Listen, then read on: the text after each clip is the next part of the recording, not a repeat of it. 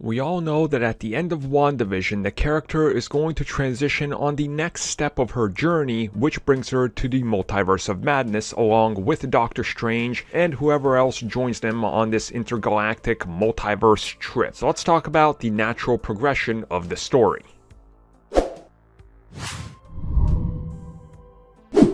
Elizabeth Olsen is definitely being positioned as one of, if not the most powerful character in the MCU to date. Now, whether that changes down the road when a new character appears, who knows? It probably will happen. We know that before Endgame, it was Captain Marvel. After Endgame, it's Wanda. So, it's changing. We see that with WandaVision, every episode, the awareness she has of what's happening and the powers she's showing us is increasing.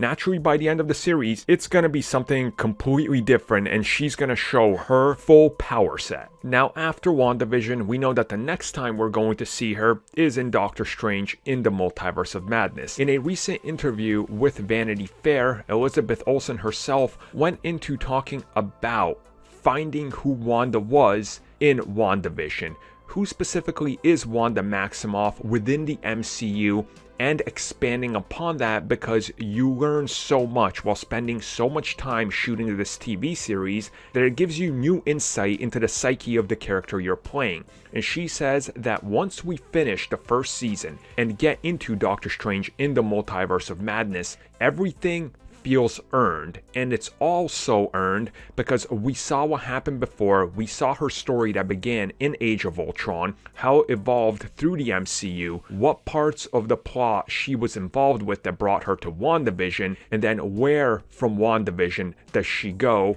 and how it impacts everything going forward. And I definitely think that's key and that's important to build up how you got there.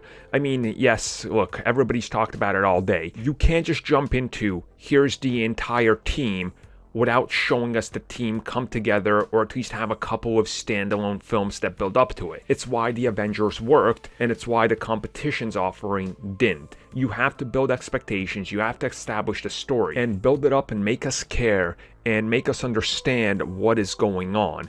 And her saying, yes, everything you're seeing so far will be earned, and when we get to Doctor Strange 2, you feel like she's there because she's earned a spot in that film.